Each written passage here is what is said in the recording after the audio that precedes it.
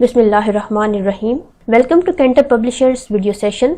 इन lectures को समझने के लिए जिन रिसोर्सेज की आपको ज़रूरत पेश आएगी उनमें शामिल है साइंस 6 की कैम्ब्रिज स्कॉलर सीरीज़ की टेक्स्ट बुक। इसके साथ साथ कुछ होमवर्क दिया जाएगा आपको। इस होमवर्क के लिए और कुछ एक्टिविटीज़ के लिए जिस चीज़ की ज़रूरत पेश आएगी वो है समर पैक ग्रेड 6 के लिए। इसके साथ साथ अगर पेरेंट्स और टीचर किसी किस्म की कुछ रहनुमाई चाहें तो इनके लिए रिसोर्स पैक ग्रेड 6 के लिए एक बहुत ही यूज़फुल साबित होगा। The today's lecture is from science of grade 6 and we are going to start a new chapter that is about environment and interaction. You all know about the environment. Just define it first. Environment is the sum of all surroundings of a living organisms in which it survives and maintains its life processes. It means everything around us is our environment, whether we take benefit from it directly or indirectly, or it is useless for us. It's part of our environment. There are many factors that make up our environment, and these factors are constant. Every type of environment, whether we are in our room, whether we are in our classroom, whether we are in a desert, at mountains, in a forest, wherever we are, these factors are constant and make up our environment. The nature and the quality of all these factors may be different, but these factors must be there to make up a complete environment to live in. And our today's lecture, that is our lecture 1, is about all these environment or components. Here we'll study the components that make up an environment. The SLO that will be achieved through this lecture are: identify the components of environment. Here we are just to find out what components make up an environment. The environment may be of anywhere. Just look at this picture. What components you might feel that make up this environment? You should enlist them. Yes, plants. There are plants that make up the desert environment, and there are animals like camel we can see, but there are many other microorganisms we cannot see.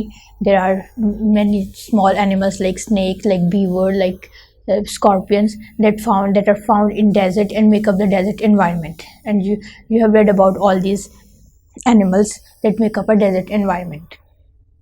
Besides plants and animals, there are many other components that make up or formulate this specific desert environment. And what are those? Light, obviously. Light helps to grow plant. Light helps animals to find their ways. Temperature. Deserts are characterized by hot temperature. A high temperature is the characteristics of deserts. So temperature is another constituting factor. Soil. The soil of sand or desert is sandy.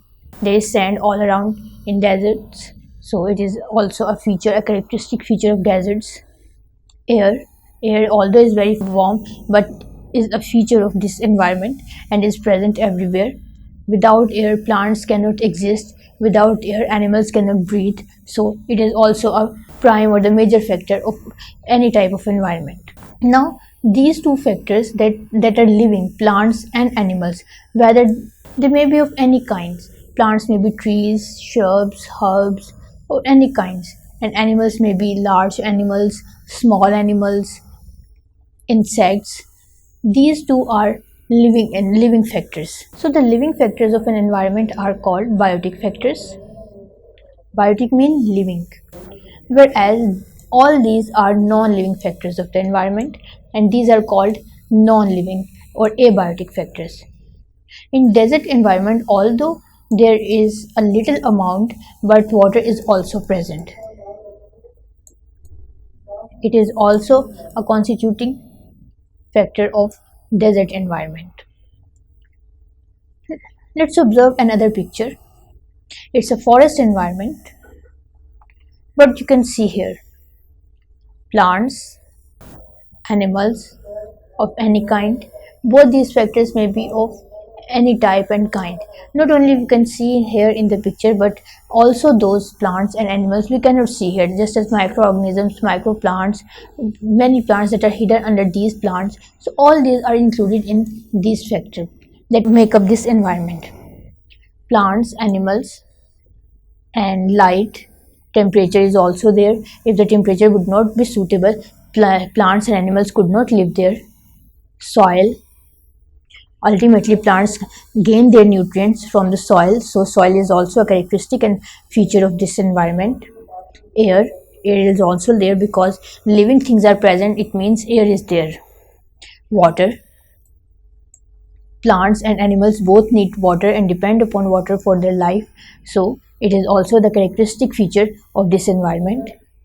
Again, we classify plants and animals in biotic factors and light, temperature, soil, water and air into abiotic factors. Observe this picture as well, what you can find here.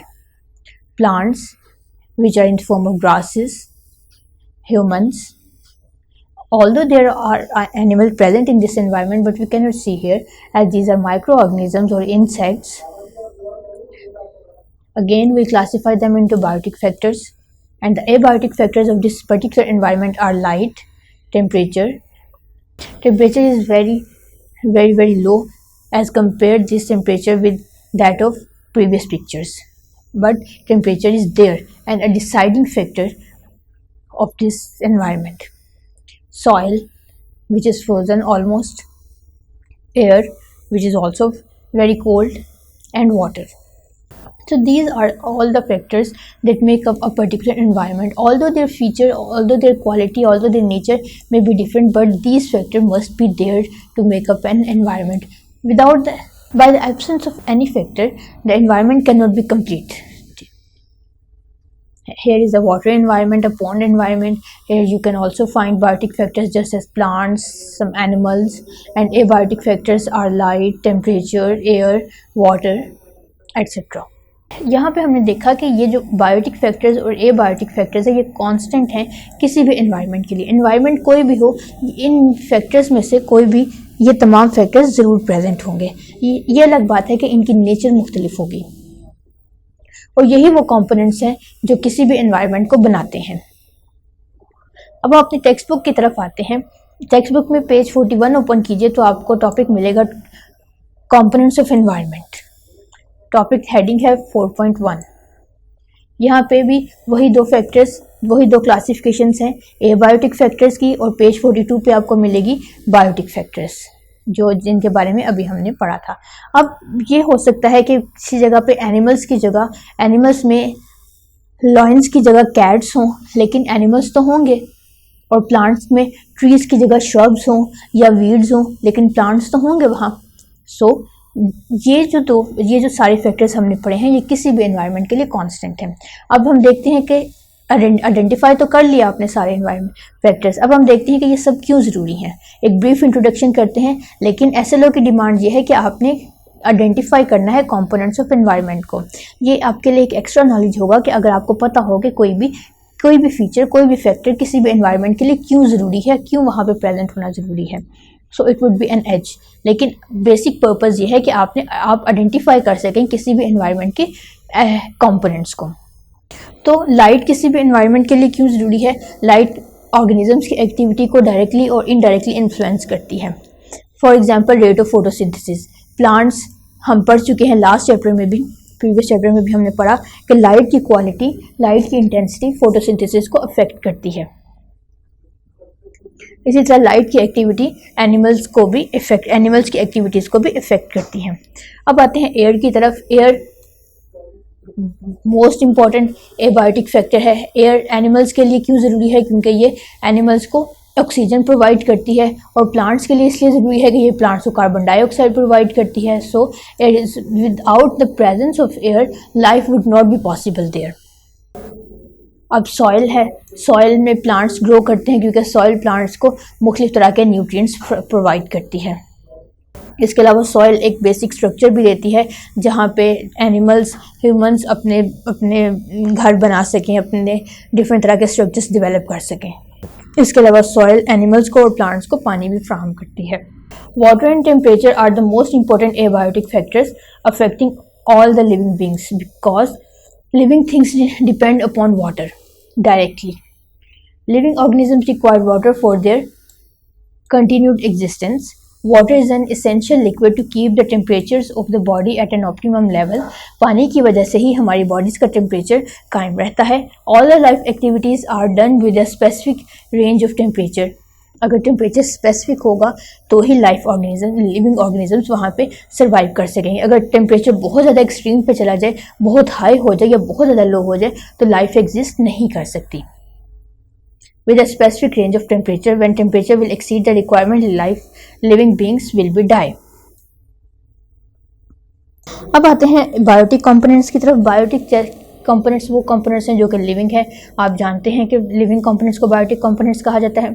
The components consist of all living things like plants, animals, small micro organisms such as bacteria, fungi is also the part of biotic factors, algae, viruses etc. This component works together with the abiotic components of the environment. अब किसी भी environment में biotic factors और abiotic factors मिलके काम करते हैं, एक दूसरे के साथ कोलैबोरेशन से, कोऑर्डिनेशन से काम करते हैं. अब इनमें आपस में क्या रिलेशनशिप है वो अपने नेक्स्ट लेक्चर में देखेंगे. Ecosystem consist of 3 different types of living organisms. Just move to the next page. These 3 types are named as producers, consumers and decomposers. अब साइंटिस्ट ने क्या किया है कि जो लिविंग कंपोनेंट्स हैं उनको 3 कैटेगरीज में डिवाइड कर दिया है, प्रोड्यूसर्स में, कंज्यूमर्स में और फिर डीकम्पोजर्स में. कुछ लिविंग ऑर्गेनिजम्स प्रोड्यूसर्स कहलाते हैं और वो लिविंग ऑर्गेनिजम्स प्लांट्स हैं. प्लांट्स को प्रोड्यूसर क्यों कहा जाता है? क्योंकि वो फूड प्रोड्यूस करते हैं तमाम किस्म के ऑर्गेनिजम्स के लिए फोटोसिंथेसिस के थ्रू. तमाम ऑर्गेनिजम्स खा वो डायरेक्टली प्लांट्स कंज्यूम करें या ना करें, लेकिन उनकी लाइफ डिपेंड करती है, उनकी लाइफ रिलेटेड है प्लांट्स की एग्जिस्टेंस के साथ. क्योंकि लायन जैसा कि डायरेक्टली प्लांट्स को कंज्यूम नहीं करता, लेकिन वो उन ऑर्गेनिजम्स को, उन एनिमल्स को एज ए फूड यूज़ करता है जो डिपेंड करते हैं प्लांट्स पे. जैसा कि एक लायन है वो घास खाने वाले बकरियों को, हरणों को शिकार करता है. सो अल्टीमेटली प्लांट जो लायन है उसकी लाइफ भी डिपेंड करती है प्लांट्स पे. अब जो लायन है वो कंज्यूमर के तौर पे कैटेगराइज किया जाता है क्योंकि वो कंज्यूम करता है प्रोड्यूसर्स को. सो वो तमाम ऑर्गेनिज्म जो अपनी न्यूट्रिशन के लिए ग्रीन प्लांट्स पे डिपेंड करते हैं वो कंज्यूमर्स कहलाते हैं. ये डायरेक्टली भी हो सकते हैं, इनडायरेक्टली भी हो सकते हैं. डायरेक्टली कंज्यूमर्स में आ जाते हैं गोट, काउ और अदर कैटल्स, ठीक है. और इनडायरेक्टली कंज्यूमर्स में आ जाते हैं लायन है, कैट है, डॉग है, जो डायरेक्टली तो प्लांट्स को नहीं खाते लेकिन वो उन ऑर्गेनिजम्स को एज ए फूड यूज़ करते हैं जो कि प्लांट्स को डायरेक्टली यूज़ करते हैं. थर्ड टाइप है बायोटिक फैक्टर्स की डीकम्पोजर्स. डीकम्पोजर्स ना तो प्लांट्स हैं ना तो और ना ही एनिमल्स हैं, बल्कि ये बैक्टीरिया हैं या फिर फंजाई हैं. और कुछ डीकम्पोजर्स में अर्थवॉर्म भी शामिल है. इनको डीकम्पोजर्स क्यों कहा जाता है? क्योंकि ये डेड एनिमल्स और प्लांट को डीकम्पोज कर देते हैं. प्लांट्स या एनिमल्स जब डेड एनिमल्स और प्लांट्स में चेंज हो जाते हैं तो इनकी बॉडीज़ को डीकम्पोज कर दिया जाता है और इसमें से मिनरल्स को और डिफरेंट तरह की गैसेस को दोबारा एनवायरनमेंट में रिटर्न कर दिया जाता है. The minerals present in those dead organisms are released into the soil. अब ये जो मिनरल्स सॉइल में रिटर्न किए जाएंगे, प्लांट्स इनको दोबारा कंज्यूम कर लेंगे. ये ज़मीन का या सॉइल का पार्ट बन जाएंगे और ज़मीन या इस सॉइल में अगर प्लांट्स ग्रो किए जाएं तो ये तमाम न्यूट्रिएंट्स प्लांट्स दोबारा से हासिल कर लेंगे. In this way the flow of biogeochemical cycles continue in the environment. और हमारा ये साइकिल इसी तरह से चलता रहता है. यानी आपने देखा कि लिविंग ऑर्गेनिजम्स डिपेंड करते हैं नॉन लिविंग ऑर्गेनिजम्स पे. इसी तरह नॉन लिविंग ऑर्गेनिजम्स भी यानी एबायोटिक फैक्टर्स भी अफेक्ट होते हैं बायोटिक फैक्टर्स की एक्टिविटीज़ की वजह से. वो हम नेक्स्ट लेक्चर में देखेंगे क्या है. अब आ जाते हैं अपने होमवर्क की तरफ. होमवर्क आप अपना करेंगे पेज 46 और इसका रिमेनिंग पार्ट आपको मिलेगा पेज 47 पे. टेस्ट एक्सरसाइज 1 का पार्ट 1 है. टेस्ट एक्सरसाइज 1 का fill the circle of the correct option against each statement. आपने स्टेटमेंट को गौर से पढ़ना है और जो 4 ऑप्शंस दिए गए हैं उनमें से दुरुस्त जवाब को इंतखाब करना है. नंबर 1 क्वेश्चन है चूज नॉन फोटोसिंथेटिक ऑर्गेनिजम्स. 4 किस्म के ऑर्गेनिजम्स आपको बताए गए हैं. आपने इनमें से उस ऑर्गेनिज्म को आइडेंटिफाई करना है जो कि नॉन फोटोसिंथेटिक है, जो अपना फूड खुद नहीं प्रिपेयर कर सकता. क्या वो लाइट है, एयर है, माइक्रोब्स हैं या सॉइल है? ये ट्रिकी क्वेश्चन है. यहाँ पे आप स्टेटमेंट को गौर से देखिए. नॉन फोटोसिंथेटिक ऑर्गेनिजम्स ऐसे ऑर्गेनिज्म, ऐसे लिविंग फैक्टर्स जो कि नॉन फोटोसिंथेटिक हैं। सबसे पहले तो आपने ऑर्गेनिजम्स को आइडेंटिफाई करना है, और जब आप ऑर्गेनिजम्स आइडेंटिफाई कर लें फिर आप उनमें से डिसाइड कीजिएगा कि इनमें से नॉन फोटोसिंथेटिक कौन सा ऑर्गेनिज्म है। क्वेश्चन नंबर 2 आप सॉल्व करेंगे। What will happen if the temperature will exceed from the requirement. अगर टेम्परेचर ऑप्टिमम लेवल से एक्सीड कर जाए तो किसी भी एनवायरनमेंट पे क्या असर होगा। More food will be produced by the plants, plants ज़्यादा फूड प्रोड्यूस करेंगे। More plants will be eaten by animals, या एनिमल ज़्यादा फूड खा जाएंगे।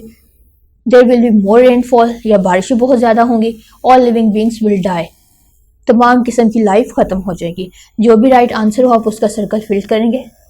नंबर 4 क्वेश्चन आप देखें। A goat for its nutrition will depend on the food produced by. Goat को अपनी फूड कहाँ से मिलती है? ग्रीन प्लांट से मिलती है, या वो एल्गी खा के ज़िंदा रहती है, या वो फोटोसिंथेटिक बैक्टीरिया खा के ज़िंदा रहती है, या फिर वो ये तमाम चीज़ें खा के ज़िंदा रहती है। बहुत ही आसान सवाल है, आप इजीली इसका क्वेश्चन फाइंड कर सकते हैं। अब आ जाइए पेज 47 पे पार्ट बी की तरफ, जो कि टेस्ट एक्सरसाइज 1 का हिस्सा है। यहाँ पे है आंसर दीज क्वेश्चंस ब्रीफली। आपने क्वेश्चंस को ब्रीफली आंसर करना है, 3 से 4 जुमलों में इसका आंसर वाइंड अप करना है।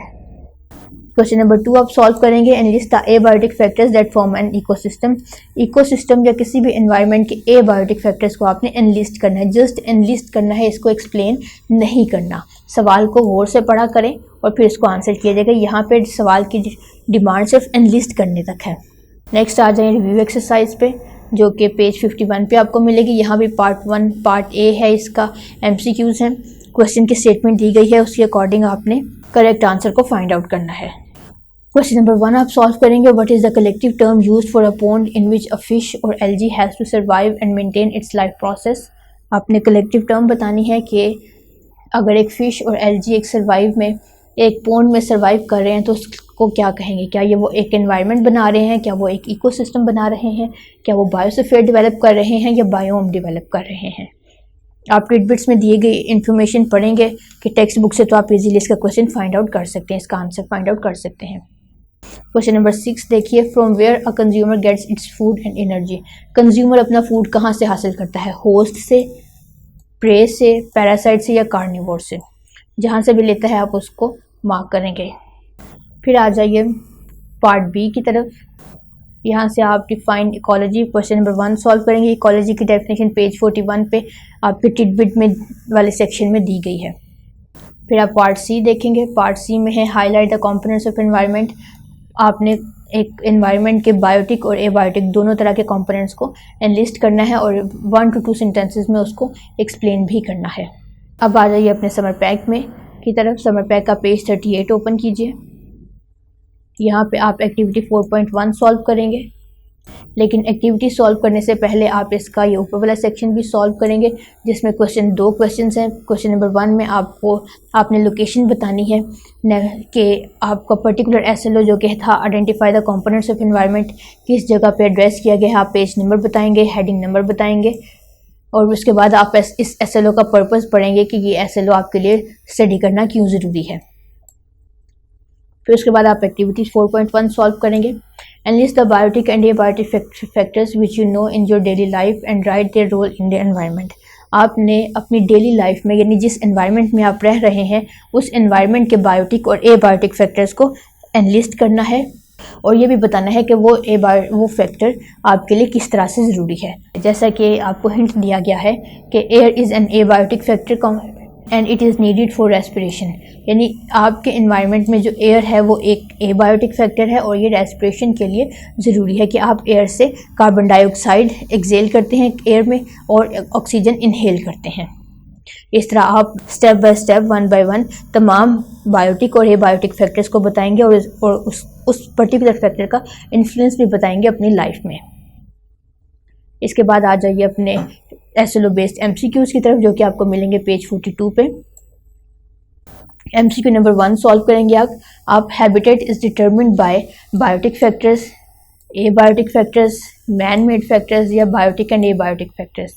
अब हैबिटेट क्या होता है? हैबिटेट एक लिविंग प्लेस है ऑर्गेनिज्म की। ऑर्गेनिज्म जिस जगह पे रहता है वहाँ से प्रोटेक्शन लेता है, वहाँ से फूड लेता है, शेल्टर लेता है, उस जगह को हैबिटेट कहते हैं। और हैबिटेट को कौन से फैक्टर्स बनाते हैं वो आपने आइडेंटिफाई करने हैं, और फिर उनकी रीज़न भी बतानी है कि आपने उस पर्टिकुलर ऑप्शन को क्यों चूज़ किया था। आप पेज 43 ओपन करेंगे, यहाँ से आप MCQ नंबर 8 सॉल्व करेंगे। Which of the following helps in returning nitrogen from dead organisms into soil. Soil में ऑर्गेनिजम्स की बॉडीज नाइट्रोजन और उसके कंपाउंड से मिलकर बनी है। जब ये ऑर्गेनिजम्स डेड ऑर्गेनिजम्स बन जाते हैं तो नाइट्रोजन वापस सॉइल को रिटर्न कर दी जाती है। तो ऐसा कौन करता है? क्या वो प्रोड्यूसर्स करते हैं, क्या कंज्यूमर्स ऐसा करते हैं, या डिकम्पोजर्स करते हैं, या प्रेडेटर्स करते हैं? जो भी सेक्टर, जो भी क्लास डेड ऑर्गेनिजम्स में से की बॉडीज़ में से नाइट्रोजन लेकर सॉइल को रिटर्न करती है, आपने उसको मार्क करना है और उसकी रीज़न बतानी है। अब आ जाइए पेज 45 पे, जहां आपको SLO बेस्ड MCQs मिलेंगे। आपने अपने SLO से रिलेटेड MCQ फाइंड आउट करना है और उसे लिखना है। क्वेश्चन नंबर 1 है, how is water an important abiotic factor of environment. पानी एबायोटिक फैक्टर कैसे है और इम्पॉर्टेंट एबायोटिक फैक्टर कैसे है किसी भी एनवायरनमेंट का, आपने रीज़न बतानी है। क्वेश्चन नंबर 2 आप सॉल्व करेंगे, define environment, how is it important for living organisms. Environment को हमने डिफाइन भी किया और इसकी इंपॉर्टेंस भी स्टडी की, सो आप इसको ब्रीफली एक्सप्लेन करेंगे। क्वेश्चन नंबर 3 आप सॉल्व करेंगे, how do biotic components contribute in an environment. Biotic components मतलब लिविंग कंपोनेंट्स, तो आपने 1 बाय 1 हर बायोटिक कंपोनेंट का रोल बताना है एक एनवायरनमेंट में। फिर आप आ जाएंगे क्वेश्चन नंबर 4 की तरफ, abiotic components are all living non living, is there any component without which life can not be disturbed, describe about it, otherwise give reason. अब आपने एबायोटिक फैक्टर्स पढ़े, सारे के सारे 5 एबायोटिक फैक्टर्स से आपने आइडेंटिफाई करना है कि इनमें से इन 5 में से कौन सा एबायोटिक फैक्टर है जो कि अगर ना हो तो हमारी लाइफ डिस्टर्ब नहीं होगी। अगर आप ऐसा कोई एबायोटिक फैक्टर तलाश कर लेते हैं तो आपने बताना है कि उसके ना होने से हमें क्या नुकसान नहीं होगा। और अगर आप कोई भी ऐसा एबायोटिक फैक्टर तलाश नहीं कर पाते तो आपने रीज़न बतानी है कि आपने इन 5 में से किसी भी एबायोटिक फैक्टर्स को कैटेगराइज क्यों नहीं किया एक नॉन इम्पॉर्टेंट एबायोटिक फैक्टर के तौर पे। सो ये 4 सवाल आप पेज 45 में से सॉल्व करेंगे जो आपके SLO से रिलेटेड है। हमारा आज का लेक्चर यहाँ ख़त्म होता है। नेक्स्ट हम स्टडी करेंगे, कंपेयर करेंगे बल्कि डेजर्ट एनवायरनमेंट को और रेन फॉरेस्ट के एनवायरनमेंट को। तो आज के लिए बस इतना ही। Thank you very much.